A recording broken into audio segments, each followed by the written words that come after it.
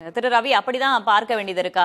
இப்ப சீமான் போன்றவர்களுக்கெல்லாம் சில சர்ச்சை பேச்சுகள் இருக்கு. அவர்களுக்கெல்லாம் கொடுக்காம 2 தடவை வெளியில போன விஜய்க்கு மட்டும் ஏன் பாஜக இப்படி சலுகை தருது அப்படின்னு கேட்கிறேன். நான் பொதுவாக பிரகாஷ் சார் சொன்னால் ஒத்துண்டுருவேன். அவர் தான் குஜராத்தில் போய் அமித்ஷாவை அண்ணாமலை ஐயா பார்க்க போகும்போது அமித்ஷா இப்படின்னாருன்ற அளவுக்கு உண்மையை கண்டுபிடிச்சி சொன்னவர். அதனால் நான் அதை ஒத்துண்டுருவேன். இப்போ கேள்வி என்னன்னா, சீமான் ஐயாவுக்கு பாதுகாப்பு கொடுக்குறேன்னு சொல்லி அவர் வேண்டான்னு சொல்லிட்டாரா? அதை பற்றி ஏதாவது தெரியுமா? தெரியாது. முட்டையாக நம்ம சொல்லிடுறோம். அவருக்கு ஏன் கொடுக்கலன்னு கேட்குறோம். டிராஃபிக் ராமசாமின்னு ஒருத்தர் இருந்தார் தெரியுமா? டிராஃபிக் ராமசாமிக்கு 2 பேர் லோடட் கன் இருப்பாங்க 24 ஹவர்ஸ், 12 மணி நேரத்துக்கு லோடட் கன்னோடு இருப்பாங்க. பொதுவாக வைஸ் செக்யூரிட்டி அப்படிங்கிறது பெரிய பிஸ்னஸ் மேனுக்கு கொடுப்பாங்க, செலிபிரிட்டிஸ்க்கு கொடுப்பாங்க, ஆக்டிவிஸ்ட்டுக்கு கொடுப்பாங்க. யாரெல்லாம் குற்றங்களுக்கு எதிராக பேசுகிறார்களோ அவர்களுக்கெல்லாம் கண்டிப்பாக அந்த மாதிரி கொடுத்துட்டு போவாங்க. இப்போ இந்த ஒய் பிரிவு பாதுகாப்புக்கு கிட்டத்தட்ட 15 to 20 லட்சம் ரூபாய் நாம் செலவு பண்ணணும். நாம் அதை ஏற்றுக்கொண்டால் நாம் அதை செலவு பண்ணணும். இந்த சிஆர்பிஎஃப் பர்சன்ஸ் 24 மணி நேரம் மாற்றி இருக்க போகிறாங்க இல்லையா, அதற்கு செலவு பண்ணணுங்கிறது என்னோட அபிப்பிராயம். அதை ஏற்றுக்கொண்டால் அந்த மாதிரியான பாதுகாப்பு கிடைக்க போகுதுங்கிறது யதார்த்தமான ஒரு விஷயம். ஒன்றும் வேண்டாம். எனக்கு இங்கே சகஜ நிலைமை இல்லை, விஜய் எப்படியாவது அரசியல் கூட்டணிக்குள்ளே பிஜேபி கொண்டு வந்துடணுங்கிறதுக்காக அவருக்கு ஒய் பிரிவு பாதுகாப்பு கொடுக்கப்படுகிறது அப்படின்னு சொன்னீங்கன்னா, கருணாநிதி ஐயாவுக்கு அந்த ஜெயலலிதா அம்மா அரெஸ்ட் பண்ணாங்க, அந்த ஐயோ கொள்றாங்களே சம்பவம் நடந்தது இல்லையா, அதுக்கப்புறம் செட்பிரிவு பாதுகாப்பு அவங்களுக்கு ஆட்டோமேட்டிக்காக கொடுக்கப்பட்டது, உடனடியாக கொடுக்கப்பட்டது. அதுக்கு முன்னாடி அவர் எடுத்துக்கல. அப்புறம் இல்லைங்க, அதுக்கப்புறம் தான் கொடுத்தாங்க. அதுக்கு முன்னாடி மட்டும் முன்னாள் முதல்வராக இல்லாமல் நல்லாள் முதல்வராக இருந்தார், முதல்வராக தான் இருந்தார். அவர் பெரிய மனுஷன், அவர் கொடுக்கணும். ஆனால் எப்போ கொடுத்தாங்கிறதுக்கு நான் சொல்றேன், ஐயோ கொள்றாங்களுக்கு அப்புறம் கொடுத்தாங்கன்னு சொல்றேன். இல்ல, நீங்க சொல்ற அந்த சூழலும் இப்ப இருக்கக்கூடிய சூழலையும் நம்ம ஒப்பிட்டு பாத்திர முடியுமா? பாருங்க, ஒய் பிரிவு பாதுகாப்புங்கிறது எந்த ஒரு தேசத்திலும், எந்த ஒரு மாவட்டத்திலும், எந்த ஒரு மாநிலத்திலும் இந்த கேட்டகரிஸில் வரக்கூடியவங்க, ஆக்டிவிஸ்ட், பிஸ்னஸ் மேனு, நெட்வொர்க் அதிகமாக இருக்கக்கூடியவங்க, இவங்களுக்கெல்லாம் கொடுப்பதுங்கிறது யதார்த்தமான ஒன்று. திரு ரஜினிகாந்த் அவர்கள் அரசியல் வருகை அறிவிச்சாரு. அவரும் ராகவேந்திரா மண்டபத்துல தான் ரசிகர்களை சந்திச்சது போன்ற விஷயங்கள் நடந்தது. அதற்கு பிறகு திரு கமல்ஹாசன் வந்தாரு. சோ இவர்களுக்கெல்லாம் இல்லாதது இப்போ விஜய்க்கு மட்டும் இருக்கு அப்படின்னு திரும்ப உங்ககிட்ட கேட்கிறேன். ரஜினிகாந்த் ஐயாவிடம் உனக்கு நான் கொடுக்குறேன்னு சொல்லி அவர் வேண்டான்னு சொன்னதுக்கு அப்புறம் அது ஏற்றுக்கொள்ளப்பட்டதா? கமல்ஹாசன் ஐயாவுக்கு உனக்கு நான் கொடுக்குறேன்னு சொன்னதுக்கு, ஏன்னா எங்க சோ ஐயாவுக்கு கொடுக்குறேன்னு சொல்லும்போது அவர் வேண்டான்னு சொன்னார். விடுதலை புலிகள் மேலே அவருக்கு த்ரெட் இருந்ததுன்னு சொல்லும்போது கூட சோ ஐயா வேண்டாங்க, எனக்கு இந்த செக்யூரிட்டி வேண்டான்னு சொன்னார். அப்படி அவங்க சொன்னாங்களா இல்லையான்னு தெரியாமல் நம்ம மொட்டையாக பேசிடக்கூடாது. ஆனால் பிரகாஷ் ஐயா மறுத்தார்கள், அனுமதிச்சாங்கன்றதை தாண்டி மத்திய உள்துறை அமைச்சகம் அறிவிப்பு வெளியிடும் இல்லையா, அப்ப தெரியாமல போகும். நான் சும்மா ஒரு செய்தியை வெளியிட மாட்டேன். அந்த மாதிரி இவங்களுக்கு கொடுக்குறேன்னு சொன்னேன், அவங்க வேண்டான்ட்டாங்கன்னு நான் சொல்ல மாட்டேன். அது எக்ஸ்போஷர் ஆகிடும். அது தப்பு பண்ணணும்னு நினைக்கிறவங்களுக்கு, நீ வேண்டான்ட்டியா, அவ்வளோ தைரியமான்ட்டு இறங்குறதுக்கு வந்துடும். அது மாதிரி தேவையில்லாத பப்ளிசிட்டி யாருக்கும் கொடுக்க மாட்டாங்க, தகவலும் கொடுக்க மாட்டாங்க.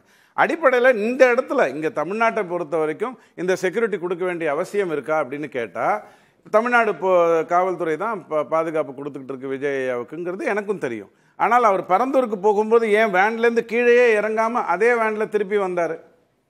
ஸ்டாம்பேடுக்காக கூட இது இருக்கலாம். பாதுகாப்புங்கிறது உயிரை கொள்வாங்கிறதுக்கு அர்த்தம் இல்லை. அவர் என்ன கனிம வளத்தை பற்றி பேசிட்டாரா அவரை ராத்திரியா கொலை பண்ணுறதுக்கு? அல்லது வேற ஏதாவது சாராயத்தை பற்றி பேசிட்டாரா மயிலாடுதுறையில் சக்குன்னு சரக்குல எடுத்துன்னு குத்துறதுக்கு? அவர் அதெல்லாம் ஒன்றும் பேசலை. அதனால் அவருக்கு உடனே ஒய் பிரிவு பாதுகாப்பு கொடுக்கறதுங்கிறது ஒரு ஸ்டாம்பேடை தவிர்க்கிறதுக்காக கூட இருக்கலாம். புஷ்பா 2 படம் பார்க்க அல்லு அர்ஜுன் போறாரு, அங்கே ஸ்டாம்பேடில் ஒருத்தர் செத்து போயிடுறாங்க.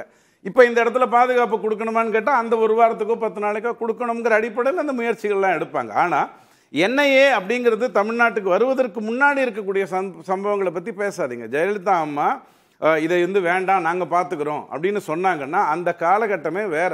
உங்களுக்கு துக்ளக்கில் 31/7/2024 அந்த புத்தகத்தில் 3 பக்கங்களுக்கு 2006 to 2011 எப்படி குற்றங்கள் அதிகரிச்சது, 2021 எப்படி அதிகரிச்சது, 2001 to 2006 எப்படி குறைந்தது, 2011 to 2021 எப்படி குறைந்ததுங்கிறத 3 பக்கங்களுக்கு விரிவாக உங்களுக்கு தகவல் கொடுத்துருக்காங்க.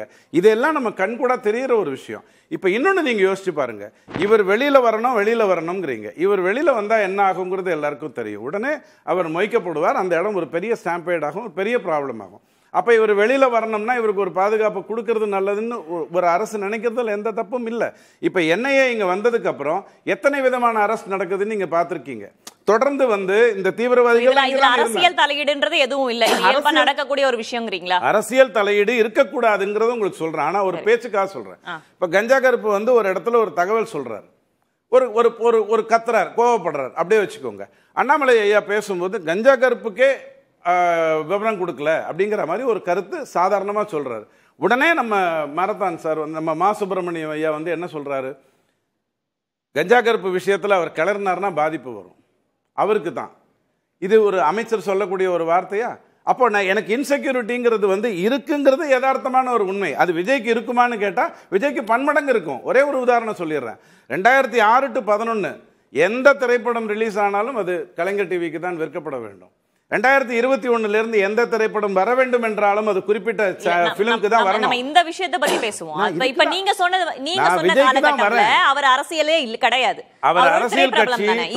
இப்ப அவர் ஒரு அரசியல் கட்சி தலைவர், ரெண்டுத்துக்கும் வேறுபாடு இருக்கு இல்லையா? அரசியல் கட்சி தொடங்கணும்னு ஒரு பலகாலமா நினைத்துட்டு இருந்தார், செய்யல.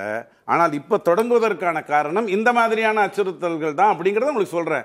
இன்னொரு விஷயம் சொல்றேன், சிவில் டிசோபீடியன்ஸை மட்டும் நீங்க கிரியேட் பண்ணிக்கிட்டே இருந்தீங்கன்னா, மத்திய அரசுக்கு எதிராக பேசி வஞ்சிக்கிறது தண்டிக்கிறதுலாம் பேசி ஒரு சிவில் டிசோபீடியன்ஸை ஏற்படுத்திக்கிட்டே இருந்தீங்கன்னா எல்லா இடத்துலையும் இந்த ஹியூமன் பாம்ஸ் உருவாவாங்க. அப்ப அச்சுறுத்தல்கள் அதிகமாகும். உதாரணத்துக்காக சொல்றேன், மாநில முதலமைச்சர் மத்திய அரசு இப்படி பண்ணுது கொடுக்கலன்னு திரும்ப திரும்ப சொல்லும் பொழுது அதை திமுகவை ரொம்ப ரசிக்கின்ற, திமுகவை ஆராதிக்கின்ற கருணாநிதி ஐயாவும் ஸ்டாலினையும் ஆதரிக்கின்றவங்க என்ன பண்ணுவாங்க, திடீர்னு ஒரு டிசோபீடியன்ஸை கிரியேட் பண்ணுவாங்க. யார் மேல வேணாலும் அது வரலாம். இப்ப சீமானை பொறுத்த வரைக்கும் அவர் வந்து எனக்கு நான் வந்து பவுன்சர்ஸ் வச்சிருக்கேங்க, எனக்கு இது போரும்னு சொல்லிட்டாரு, அதோட வேலை முடிஞ்சது. அவர்கிட்ட போய் கேட்டாங்களா? சரி, அவர் வந்து கேட்டாரா இல்லையா அப்படின்றது இங்க ஒரு மிகப்பெரிய கேள்வியா இருக்கு. நம்ம சொல்லக்கூடாது. குஜராத்ல போய் அண்ணாமலை ஐயா விஷயத்துல அமித்ஷாவை பார்த்துட்டு வந்தாங்க, நம்ம பேசலாம்.